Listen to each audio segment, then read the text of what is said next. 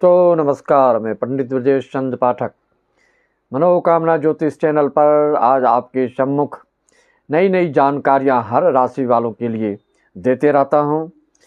आगे बढ़ने से पहले गणेश जी का ध्यान। वक्रतुंड महाकाय सूर्यकोटि समप्रभ निर्विघ्नं कुरु मे देव सर्वकार्येषु सर्वदा। मित्रों, जैसा कि आप जानते हैं कि अभी कई ग्रहों की युति बन चुकी है।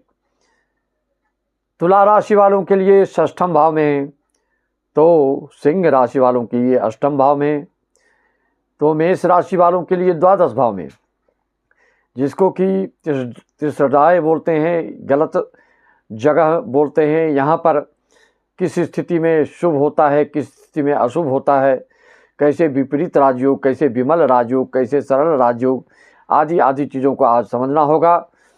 और अभी का जो समय है, 2 महीना बिल्कुल भयावह होने वाला है, बिल्कुल विस्फोटक स्थिति उत्पन्न होने वाली है। एक ही राशि के हैं आप तो भी किसके लिए यह भयावह स्थिति होगी, किसके लिए यह राजयोग दे रहा है, किसके लिए यह सजा योग है, किसके लिए यह मजा योग है, यह आपको समझना होगा। एक ही राशि से कुछ नहीं होता है। एक ही राशि के बहुत लोग हैं, आप देख रहे हैं। अमित शाह जी हैं, अशुभ वैद्य ओवैसी हैं, राम जी हैं, रावण जी हैं, कंस हैं, कृष्ण हैं। एक ही अक्षर से भिखमंगा, राजा, मंत्री, डॉक्टर, इंजीनियर हर एक राशि में आपको मिलते हैं। कहने का मतलब राशि के अनुसार फलादेश को आप जो सुनते हैं, जो समझते हैं, वह आपके ऊपर कभी भी सटीक नहीं बैठ सकता। तुक्का की बात है, कभी बात बैठ गई तो ठीक है, नहीं तो पूरी बात व्यर्थ की होती है। क्योंकि आपको अपनी भविष्य के बारे में, अपने भूत के बारे में, अपने वर्तमान के बारे में जानना है, तो उसका आधार है तो सिर्फ आपकी कुंडली। आपकी कुंडली से ही सारी चीज़ों को पता चलाया जा सकता है, चल जाती है। और उस चीज़ के लिए आप देख सकते हैं कि कुंडली में कैसे पता लगता है। उसके लिए अभी 2 महीने की स्थिति, जो 29 मार्च से शनि देवता जो न्यायाधीश हैं, जो दंडाधिकारी हैं, जो शुभ कर्म फल प्रदाता हैं, शुभ अशुभ को जो जैसा करता है वैसा फल देते हैं। तो आपकी कुंडली में, चाहे आप तुला राशि को हो, कि सिंह राशि को हो, कि मेष राशि को हो, इन तीनों राशि वालों के लिए, तुला राशि वालों के लिए षष्ठम, तो सिंह राशि वालों के लिए अष्टम, और मेष राशि वालों के लिए द्वादश में यह योग बना हुआ है। तो इससे क्या होने वाला है मित्रों, इसको समझना है आपको। यह अष्टम भाव किस चीज़ का है? मृत्यु का भाव है। अष्टम भाव में गलत ग्रहों की युति से एक्सीडेंट आदि योग भी होता है, एरोप्लेन स्केच वगैरह भी होता है। कोई किसी घटना से, कोई किसी घटना से, कोई अग्निकांड से, कोई विस्फोटक चीज़ से इसमें होता है। यह मृत्यु का भाव है। और यह गुप्त धन का भी भाव है। कोई गुप्त रूप से अपना धन संग्रह करता है। कोई बड़े बड़े LIC के अधिकारी वगैरह हैं, जीवन बीमा आदि करने वाले हैं, उसका भी यह घर होता है। गुप्त रहस्यमयी विद्या के जो जानकार हैं, वह भी विद्या आती है, ज्योतिष विद्या भी इसमें आती है। गुप्त रोग भी इस भाव से देखा जाता है, और गुप्त संबंध भी देखा जाता है, गुप्त वार्तालाप भी देखा जाता है। CID आदि की जो देखने में कुछ लगे, करते कुछ है, जो पता करते रहते CID के रूप में, वो भी इस भाव से देखा जाता है। वसीयत की प्राप्ति, कोई आपके नाम से ससुराल वाले या कोई नाना नानी के घर से वसीयत में आपके नाम से लिखने वाले जो जमीन जाल पैतृक संपत्ति आदि है, वह भी देखा जाता है। विदेश यात्रा भी देखा जाता है। बहुत सारी चीज़ें हैं। तो इस तरह के जो युतियाँ बन रही हैं, शनि की, राहु की, बुध की, शुक्र की, इसमें विपरीत राजयोग भी बन रहा है। अन्यथा बुध नीच के बैठे हैं तो गलत फल देंगे। बुध आपके कुंडली में शुभ स्थिति में है तो ऐसे लोगों को अचानक लाखों लाखों, हजारों हजारों, करोड़ों करोड़ों, जो जिस स्तर पे हैं उस तरह के आपको लाभ यह देने जा रहे हैं। मित्रों, आप जानते हैं कि शुक्र भी अष्टम भाव में शुभ फल प्रदाता कहे गए हैं। षष्ठम भाव में और द्वादश भाव में शुक्र को भी अच्छा फल देने वाला कहा गया है। तो शुक्र मेष राशि वालों के लिए द्वादश में है, सिंह राशि वालों के लिए अष्टम में है और तुला राशि वालों के लिए षष्ठम में है। तो इनके स्वभाव को देखिए और आपकी कुंडली में किस ग्रह की क्या स्थिति है। कई लोग बोलते हैं ये उच्च के हैं, नीच के हैं। ये ब्राह्मण, क्षत्रिय, वैश्य, शूद्र जो 4 वर्ण हैं, इस चारों वर्ण में लोग उच्च अपने कर्म से, अपने व्यवहार से, अपने उत्तम विचार से भी होते हैं। ब्राह्मण में भी अगर नीचताई आ जाए, कुकर्मी हो जाए, अधर्मी हो जाए, विधर्मी हो जाए, सात्विकता ना रहे, उसमें आस्तिकता ना रहे, व्यवहारिकता ना रहे, तो वह ब्राह्मण कहलाने लायक नहीं होता है। रावण तो ब्राह्मण ही था, आपको पता है। कर्म और आपकी विचारधारा, आपके सोच, आपके कर्म, लोगों से आपका व्यवहार आदि बताता है कि आप उच्च विचार वाले हैं, आप दुष्ट हैं कि संत हैं कि सज्जन हैं कि महात्मा हैं कि दुरात्मा हैं कि संतात्मा, क्या हैं आप।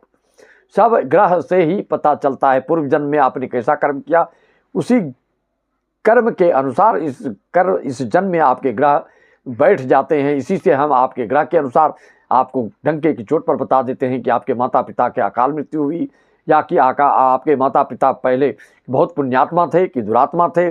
बहुत आपने पिता को या दादा को, आपके पिता दादा में बहुत मेल भाव था, बहुत सहृदयी थे, बहुत स्नेही थे, बहुत प्रेमी थे, कि बहुत ही उदंड थे, बहुत ही जग में हंसाई उनकी हुई, बहुत ही सबको पीड़ा पहुंचाते थे। क्या सब पता चल जाता है आपकी कुंडली से। कभी कभी बाढ़ पुत्र पिता ने धर्मा, पिता दादा कुल वंश के जो पाप हैं, आपके पोते नाते आगे के जो वंश हैं, उसको भोगना पड़ता है। ये निश्चित रूप से जानिए। अगर आप शुभ कर्म कर रहे हैं, शुभ चिंतन कर रहे हैं, सद्व्यवहार कर रहे हैं, तो उसके लिए आप समझ जाइए कि आपको फल नहीं मिल रहा है, तो जरूर पूर्व जन्म के, आपके पूर्वजों के, आपके पितरों के, आप में स्त्री ऋण हो सकता है, आप में पितृ ऋण हो सकता है, आप में भातृ ऋण हो सकता है, आपके स्वकर्म का ऋण हो सकता है। इस तरह की कुंडलियों से सब बातें पता चलती है। शनि अगर आपकी शुभ स्थिति में है तो अचानक यहाँ पर बड़ी से बड़ी संकटों से मुक्ति मिल जाती है। अगर खराब है तो आपको यहाँ पर हतोत्साहित कर सकते हैं, किसी से चोट पहुँच सकती है, एक्सीडेंट आदि हो सकते हैं, कुटुंब परिवार से कुछ दूरी हो सकता है, वाणी में कठोरता आ सकती है, वाणी में कटुता आ सकती है, कुटुंब परिवार से कुछ दूरी बन सकता है। किस स्थिति में है आप उसको देखिए। राहु इस घोर कलयुग में अचानक इफरात आकूत धन संपदा से परिपूर्ण कर देते हैं। महीने 2 महीने में ही रातों रात जो अमीर बन जाते हैं। वह अचानक जो कलाकारी क्षेत्र हो या राजनीतिक क्षेत्र हो या सामाजिक क्षेत्र हो या किसी भी क्षेत्र की बात हो, उसमें जो अचानक दिन रात में ही 24 घंटे के अंदर ही बहुत बड़े अमीर और बहुत बड़े गरीब होते हैं, उसके लिए राहु ही जिम्मेदार है, कारक है। शुक्र की अष्टम भाव में सिंह राशि वालों के लिए जो ठीक है, आचरणवान हैं, उनके लिए तो वह पारिवारिक सुख सुविधा, ऐश्वर्य, धन संपदा प्रदान कर सकते हैं। जो आचरणहीन है, जो चरित्रहीन है, जो विचारहीन है, जो धर्महीन है, जो कर्महीन है, उनके लिए यह निगेटिविटी वाली बात ला सकती है। इसको ध्यान देना पड़ेगा। बुध जो राजकुमार कहे जाते हैं, जो बाल्यावस्था जैसी इनकी बुद्धि होती है, सुकुमार रूप में ये देखे जाते हैं। बुध आपकी कुंडली में क्या क्यों योग बना रहा है। जन्म कुंडली में अगर अष्टम में आपके बुध बैठे हैं, कुंभ लग्न है, तो ऐसे सिंह राशि वालों के लिए आकूत धन संपदा के योग बन रहे हैं। अगर आपकी कुंडली में बुध की दशा अंतर्दशा चल रही हो, विशेष करके अंतर्दशा का फल जो है विशेष पड़ता है, तो आप देखें सरल राजयोग, अष्टम भाव का स्वामी अष्टम में, अमिताभ बच्चन में है, आप देख सकते हैं। बुध उनका कन्या राशि का अष्टम में है, और षष्ठम भाव का स्वामी षष्ठम में यह सरल राजयोग बनता है। और षष्ठम के जब द्वादश अष्टम में जाते हैं तो वही हर्ष योग हो जाता है। तो षष्ठम भाव का स्वामी षष्ठम में सचिन तेंदुलकर में है। इसी तरह से आप देख सकते हैं नीच भंग राजयोग आपके जो वर्तमान में प्रधानमंत्री नरेंद्र मोदी जी हैं, उनके लग्न में यह योग बना हुआ है। और विपरीत राजयोग, सरल राजयोग, विमल राजयोग, हार्श राजयोग साधारण दृष्टि से देखने से सबको पता नहीं चलता है। इसके लिए आपको अच्छे ज्योतिषों को दिखाना पड़ता है। वर्तमान में आप जानते हैं कि नीच भंग राजयोग बन के बैठा हुआ है आपके 2 महीने के लिए। गोचर के अनुसार अगर आपकी कुंडली में शुक्र बुध की सही स्थिति है तो यह आपको विफरात आकूत धन संपदा से परिपूर्ण कर सकते हैं। इसमें कोई दो राय नहीं, दो मत नहीं। आप जो बुध से संबंधित कार्य करते हैं, जो संचार विभाग से जुड़े कार्य करते हैं, जो भाषण देने वाले काम करते हैं, जो उद्घोषक हैं, जो मीडिया में हैं, ऐसे लोगों के लिए यह जो कागज़ से संबंधित कार्य करते हैं, जो लकड़ी आदि घास फूस से संबंधित जो विशेष स्तर से करते हैं, तो उनके लिए फॉरेस्ट विभाग आदि में जो है, जो ए ग्रेड के अधिकारी वगैरह हैं, उनके लिए यह शुभ फल प्रदान करने वाला है। किसको किस ग्रह का प्रभाव पड़ेगा यह आपको अपनी कुंडली को देखने से ही पता चलेगा, उसका प्रेडिक्शन कराने से ही पता चलेगा। उसके लिए मात्र आपको 501 रुपये भेजकर सारी जानकारियाँ आप प्राप्त कर सकते हैं। कभी कभी लोग उल्टा पुल्टा रत्न धारण कर लेते हैं। मंगल ग्रह खराब है तो मूंगा पहन लो, राहु खराब है तो गोमेद पहन लो। ये मूर्खता और जड़ता अनभिज्ञता के कारण ऐसा होता है। कभी भी जो ग्रह आपको दोष पहुंचा रहा है तो उसका रत्न पहन लें तो ठीक हो जाएगा। या आप बिल्कुल भुलावे में हैं और बिल्कुल आप दिग्भ्रमित हो रहे हैं, कोई ऐसा बोल रहा है तो आप समझ जाइए कि आपके साथ और दुर्घटना बढ़ने वाली है। क्योंकि जब आपके लिए जो ग्रह शुभ होता है वह अगर कमज़ोर हैं, वह अगर अशुभ भाव में है तो उसके बल बढ़ाने के लिए रत्न पहना जाता है, ना कि कोई ग्रह दूषित है और आपके लिए अशुभकारी है तो उसका रत्न धारण कर लो। यह मूर्खता का परिचय है, इसको ध्यान दीजिए। बहुत अच्छे अच्छे पढ़े लिखे लोग जो इस विद्या से अनभिज्ञ हैं, जो उचित मार्गदर्शन अच्छे दोस्तों से नहीं लेते हैं, उसको लेने के देने पर जाते हैं, करना चाहते हैं कुछ हो जाता है कुछ। इस चीज़ पर आपको विशेष ध्यान देना होगा। आजकल के घोर कलयुग में आप देखते हैं उपदेशक बहुत हो गए हैं, लेकिन उसको स्वयं अपने आचरण पारण करने वाले बहुत कम हैं। ज्योतिषाचार्यों की भरमार लगी हुई है, यूट्यूब में आप देखते हैं, लेकिन स्वयं वो चंदन नहीं लखाते हैं, बोली धागा नहीं पहनते, शिखा नहीं रखते हैं। उपदेश दे रहे हैं आपको ज्योतिष शास्त्र के, उपदेश दे रहे हैं आपके जीवन में उन्नति उत्थान और आपके हर संकट को उपाय बता रहे हैं। पूर्व जन्म के प्रभाव से अभी तुम सुख सुविधा में हो, लेकिन अपने धर्म के प्रति अगर आचरणवान नहीं हो, तुम आस्था नहीं है, अगर धर्महीनता है, कर्महीनता है, बुद्धिहीनता है, द्वेष भाव के हो, दुष्टता है तुम्हारी में, सिर्फ ब्राह्मण के नाम से अगर दुष्टता है यह भी गलत है, सिर्फ शूद्र के नाम से जलनखोरी है तो यह भी गलत है। गलत वही आदमी है जो सोच से, कर्म से, विचार से, व्यवहार से बिल्कुल हीन है, तो वह चिंताजनक स्थिति वाली बात होगी। मित्रों, डॉक्टर अच्छे अभी नहीं मिलते हैं, वह पेशेंट कोई जाए वहाँ तो आपको अच्छे दिल से चाहने वाले डॉक्टर नहीं मिलते, चाहते लंबी समय तक इसके उपचार करते रहे, अपना जेब भरते रहे। उसी तरह से आपको दुकानों में जो वैश्य लोग बेच रहे हैं उसमें ज़्यादा से ज़्यादा मुनाफा करने के लिए आहार चीज़ में, खाद्य पदार्थ में विषैले चीज़ को प्रयोग कर रहे हैं। आप तो अभी देख ही रहे हैं, जूस में कई लोग पानी मिला रहे हैं, कई लोग तो क्या क्या मिला देते हैं, उसका वर्णन करना भी बड़े खेदजनक लगता है।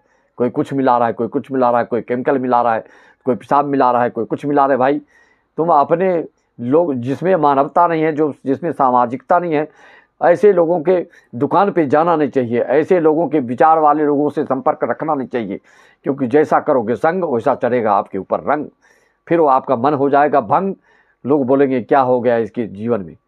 इस तरह से आपको ध्यान रखना है हमेशा। संत महात्मा के पास कुछ नहीं है, लेकिन उनके संसर्ग में रहने से, उनके साथ में रखने से, उनके सामीप्य प्राप्त करने से, उनके सानिध्य में रहने से आपकी विचारधारा बदल जाती है। आपका जो भविष्य है वह उज्जवल हो जाता है। वो कुछ हाथों से देते नहीं है, कोई सामान वस्तु देते नहीं है, लेकिन आपके विचार को पलट देते हैं। आपकी बुद्धि को, आपके विचार के, आपके जीवन की दिशा दशा को बदलने के लिए उनकी एक मंत्र, उनका एक सुझाव आपके जीवन को पलट कर रख देता है, जिससे कि आपके जीवन के नहीं, एक आदमी का जीवन सुधरता है किसी घर में तो उसके पूरे परिवार, उसके पूरे खानदान का नाम होने लगता है। इस चीज़ को ध्यान रखिए। तो अच्छे डॉक्टरों के साथ पास जाइए इलाज कराने, अच्छे दुकानदारों के पास कोई खरीदी करिए, अच्छे ज्योतिषाचार्य के पास मार्गदर्शन लीजिए, जिसमें कि सनातनत्व हो, जिसमें कि धार्मिकता हो, आस्तिकता हो, सात्विकता हो, और जो धर्मयुत हो, जो विवेकवान हो, जो ज्ञानवान हो, जो सत्संगी हो, जिसमें सहृदयता हो, जिसमें कृपालता हो, जिसमें दयालुता हो। ऐसे लोगों से मार्गदर्शन नहीं लेंगे, खाली टोना जादू टोटका से छोटे छोटे दोष के उपाय हो सकते हैं, लेकिन बड़े दोष अगर आपके कुंडली में हैं, अभी चल रहा है पिशाच योग 50 दिन के लिए, और उसके बाद राहु शनि शुक्र बुध की युक्त ही आपके जो तुला राशि वालों के लिए षष्ठम में, सिंह राशि वालों के लिए अष्टम में और मेष राशि वालों के लिए द्वादश में बना हुआ है। तो आपके लिए क्या यह कैसे शुभ स्थिति रह सकती है? मेष राशि वालों के लिए विदेश से बहुत शुभ परिणाम मिल सकता है अगर आपके राहु शुक्र शुभ स्थिति में हो। अगर आपकी राशि कन्या और कन्या लग्न हो, दशा अंतर्दशा चल रही हो और तुला राशि हो, कन्या लग्न हो, तो ऐसे जातक को दशा में बहुत विदेशों से, कोचिंग से, विद्या से बहुत लाभ होता है जिसकी कल्पना नहीं कर सकते। आशातीत सफलता मिलती है। मित्रों, बिना समझे बूझे ना रत्न धारण करें और अपनी कुंडली के हिसाब से आप अपने इष्ट देव का ध्यान करें तो बहुत लाभ होता है। शनि राहु की युति आपकी कुंडली में हो तो सतर्क हो जाएं। अभी जितने भी कुंडलियां हमारे दिन भर में 150 जो भी आप लोग देखने के लिए कॉल करते हैं देश विदेश अपने भारत पूरे वर्ष से, तो उसमें प्रायः देखा जा रहा है। आप किसी की कुंडली में देख लीजिए, राहु में जब शनि की अंतर्दशा, शनि में राहु की अंतर्दशा अगर शुभ दशा आपकी कुंडली में नहीं है तो बहुत ही विषम परिस्थितियों से आपको गुजरना पड़ता है। मन में अवसाद, उत्साहहीनता, कर्महीनता, आपके मन में बिल्कुल निगेटिविटी वाली बातें आते रहती है, जीवन से उबाऊ वाली बातें आती रहती है और जीवन आपको व्यर्थ लगने लगता है। किसी से भी कोई बात नहीं करना, चुपचाप एक कोने में बैठकर सोचते रहना, यह इन्हीं सब चीज़ों का लक्षण है। इस तरह के योग हैं तो आप उस पर ध्यान दीजिए, विशेष ध्यान दीजिए। और मंत्र में बहुत शक्ति है। मंत्र जाप मम दृढ़ विश्वासा, पंचम भजन सो वेद प्रकाशा। हर चीज़ में महत्व है, बहुत शक्ति है। बात है तो सिर्फ आपकी श्रद्धा की बात है, आपके विश्वास की बात है। श्रद्धा विश्वास जहाँ नहीं होता वहाँ कितना भी कोई कुछ करेगा तो आपको फल नहीं मिलेगा। अच्छे चीज़ों के लिए आपको अपने हृदय को, अपने मन को पवित्र करना होगा, तभी जाके आपको उस चीज़ का फल मिलेगा। इसीलिए दुष्ट लोग के साथ संग करना नहीं चाहिए। दुष्टता से परिपूर्ण जो लोग हैं उसके अच्छे कर्मों का भी फल नहीं मिलता है। इसलिए आप ध्यान दीजिए, मैं अधिक ज़्यादा लंबा वीडियो ना बने। इस तरह से रहस्यमयी जानकारी आपको प्राप्त करना है तो मेरे चैनल को लाइक, सब्सक्राइब, शेयर अवश्य करें। सभी हमारे सब्सक्राइबर्स को और जो इतना शेयर और लाइक सब्सक्राइब कर रहे हैं, ऑनलाइन पूजा पाठ कराते हैं, जो श्रीमद् भागवत महापुराण आदि को कराना चाहते हैं, हमारे ब्राह्मण क्षत्रिय भाई अपने पितृ को स्मृति में कराते हैं, पितृपक्ष में कराते हैं। पहले से बुकिंग आपको करना होगा, करा लेंगे तो आपको वह समय निश्चित हो जाएगा। उस समय हम आपके घर पे आके भागवत श्री रामायण जो भी हमारे संपर्क में कर रहे हैं, साध रहे हैं, उनके यहाँ करा दिया जाता है। इसको अचानक नहीं किया जाता है। 6 महीना पूर्व आप अगर बुकिंग करना चाहते हैं तो कर लेंगे। जो भी हमारे संपर्क में श्रीमद् भागवत महापुराण या श्री राम कथा या देवी भागवत आदि जो भी करना चाहते हैं, आप अपने कुंडली के हिसाब से उस दोष को दूर करने के लिए सक्षम है। हाय हाय पैसा करते करते लोग अचानक ही मृत्यु को प्राप्त कर लेते हैं और सब फिर वैसे के जैसे के तैसे रह जाता है। कुछ आपके अपने जो संग में जाने वाला कर्म है उसको भी कुछ न कुछ जरूर अर्जित करिए। तीर्थ तो बहुत लोग घूमते हैं लेकिन उसमें प्रायः 99% मनोरंजन करके आ जाते हैं, इसलिए उनको फल नहीं मिलता है। तीर्थ घूम करके आते हैं तो भी श्रीमद् भागवत रामायण आदि करने का विधान है, विधि है। जब तक विधि विधान का आप अपनाएंगे नहीं तब तक कोई भी किसी भी कर्म का फल आपको मिलेगा नहीं। हाय हाय करते हुए चले जाएंगे। शरीर के लिए कमाते हैं, शरीर को छोड़ के पैसा कमाते हैं, न टाइम पर खाना, न टाइम पर इलाज, न टाइम पर भाईचारा, न टाइम पर कुटुंब परिवार से नेह सपने, आपका पूरा पैसा व्यर्थ हो जाता है। इसलिए आप कृपा करके पैसों का, बुद्धि का, अमीरी का सदुपयोग करें। अपनी वाणी को सबको राम राम, जय श्याम, हरिओम तत्सत, जय सच्ची